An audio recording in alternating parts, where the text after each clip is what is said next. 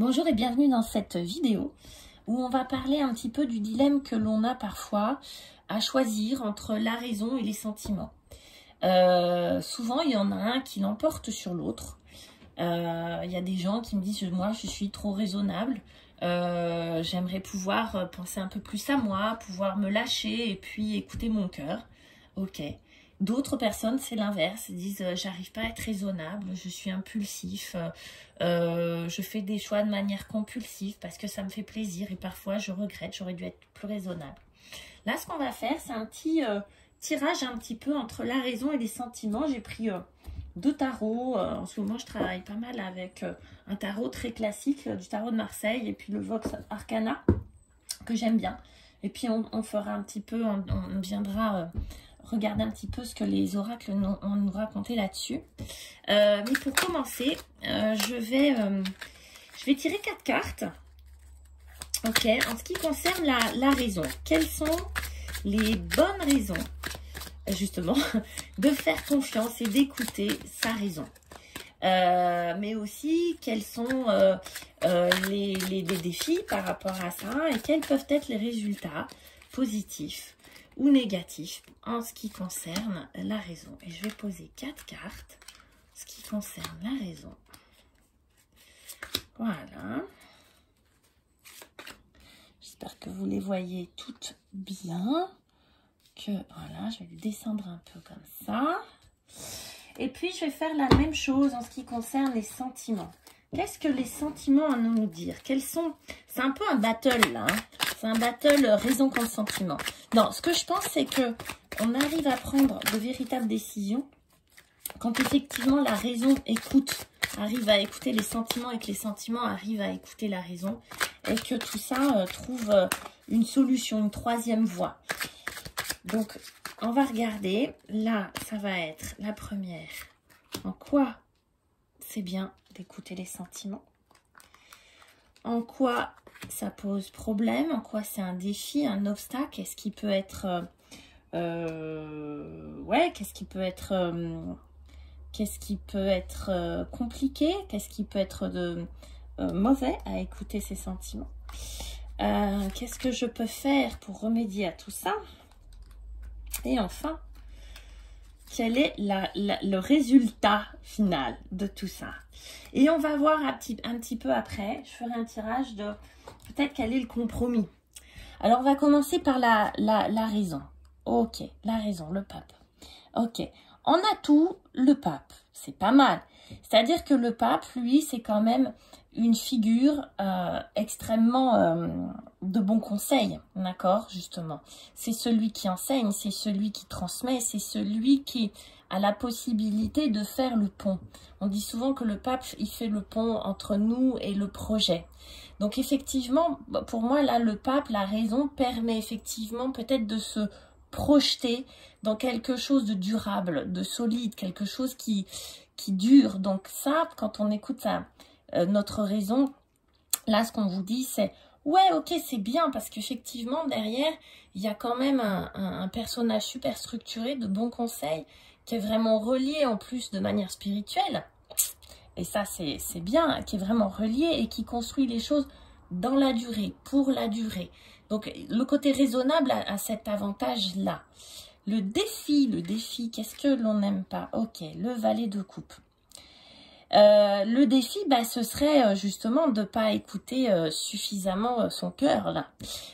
Ce serait de laisser de côté quelque chose d'important qui est finalement, vous voyez, ce valet qui ouvre cette coupe, qui ce serait de laisser sortir quelque chose. Ce serait d'être effectivement un petit peu trop raisonnable, du coup, en tout cas, de projeter peut-être sur trop long terme ou de manière trop linéaire et de pas assez axer son choix sur ce que l'on aime nous, ce que l'on aime soi. Ce qui peut nous aider, l'as de pentacle. Ok, c'est intéressant parce que là, ce qu'on nous dit, c'est finalement, de ce que je ressens là-dedans, c'est regarde les choses autrement, regarde les choses de manière nouvelle. Ok, c'est super d'écouter sa raison parce que effectivement, ça structure, ça rassure.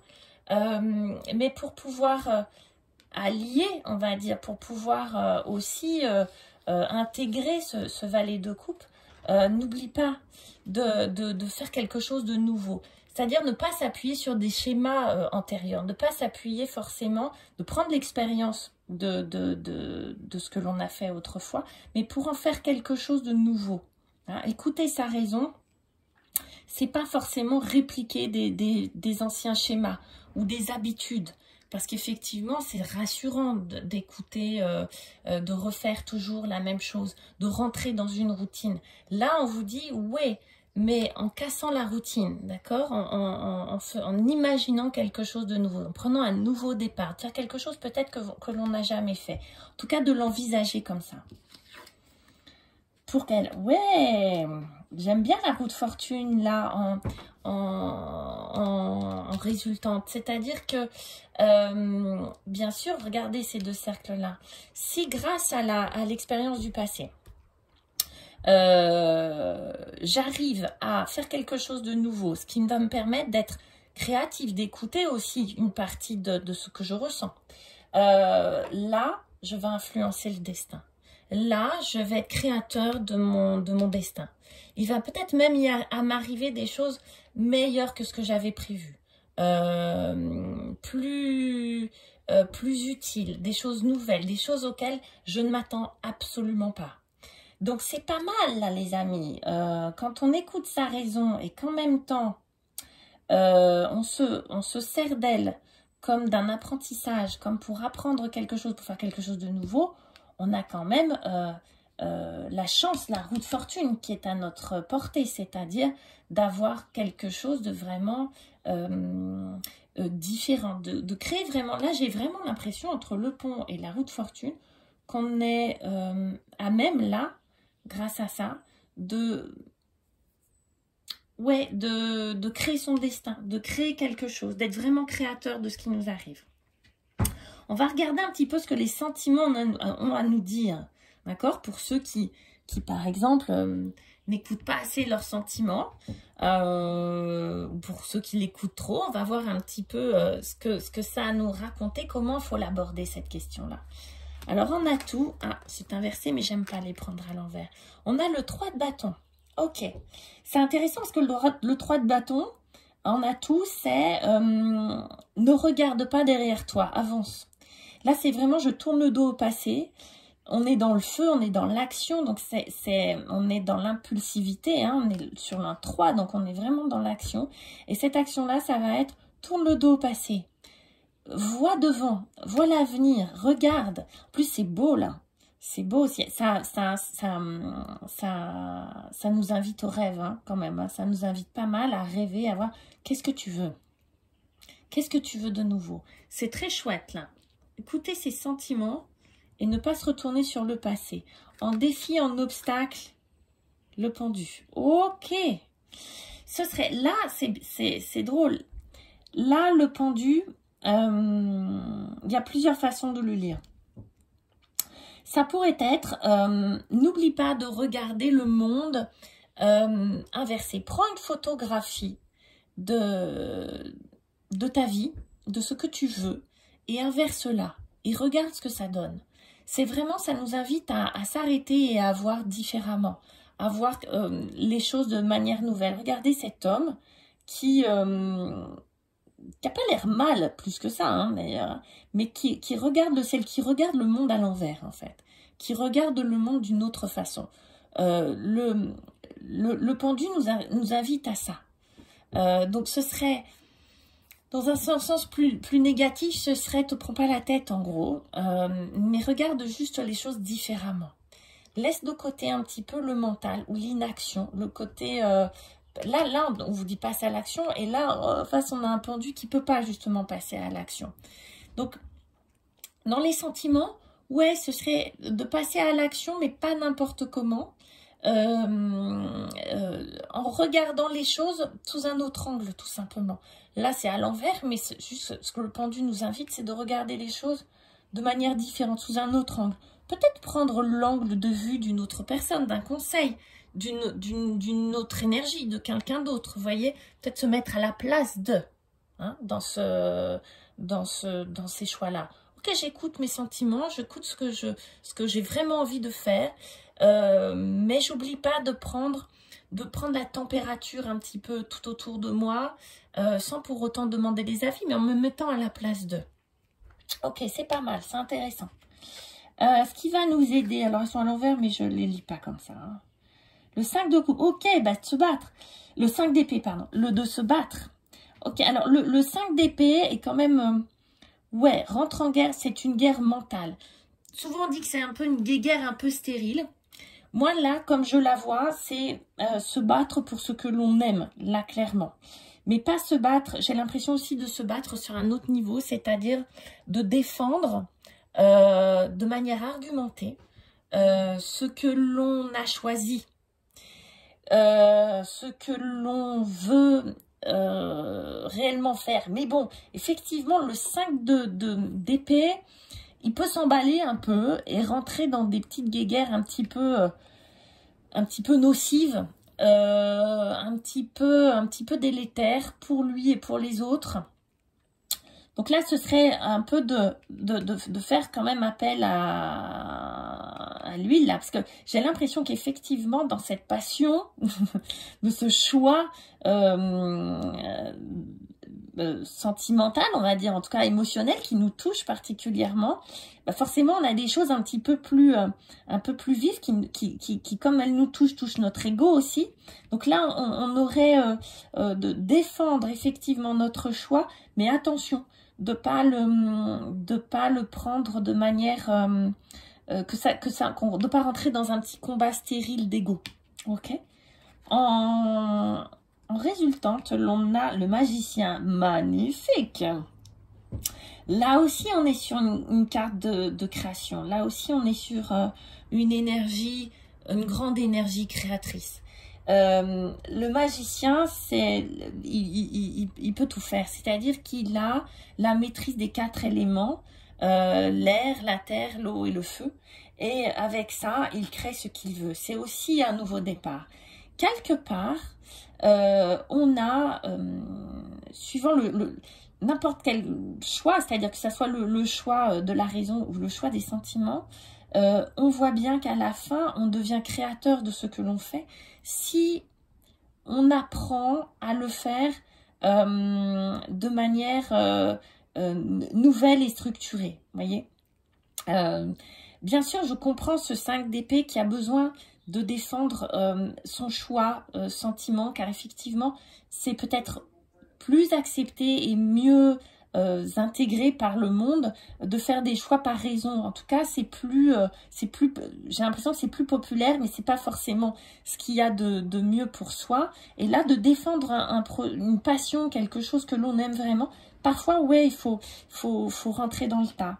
En tout cas, ce qui ressort, c'est ce magicien qui nous dit que là aussi c'est quelque chose de nouveau, là aussi c'est magique, hein, on va dire que là on obtient quelque chose qui est encore une fois un petit peu comme là-haut, qui peut être inespéré à la fin. Je vais regarder un petit peu au niveau des oracles, avec l'oracle bleu, là ce que l'on nous donne comme conseil. Pour ceux qui ont des choix raisonnables, ceux qui auraient choisi de faire des choix raisonnables, qu'est-ce qu'on a un petit peu à nous proposer? L'oracle bleu, ça sort de partout. Ok, qu'est-ce qu'on nous dit? Le monde végétal. D'accord. Là, c'est drôle, c'est beau. Dans les choix de la raison, moi, comme la façon dont je l'interprète, c'est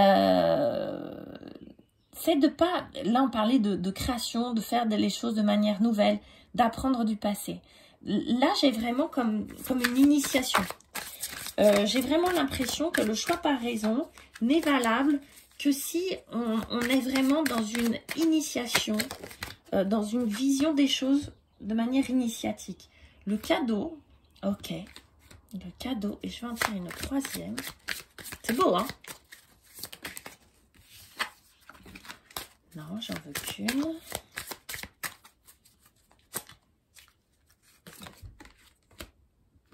La transformation. Vous voyez, ça rejoint ce qu'on disait tout à l'heure. D'accord, je comprends. En fait, là, ce qu'on nous dit, c'est que la raison, certes, mais n'oublions pas que l'on est, est des êtres de chair et de sang, que l'on vient d'un monde vivant, que l'on est vivant. C'est pour ça que tout à l'heure, je vous disais de pas répéter forcément les choses du passé, d'aller de l'avant, de faire des choses nouvelles, parce qu'effectivement, à la fin, on a une véritable transformation.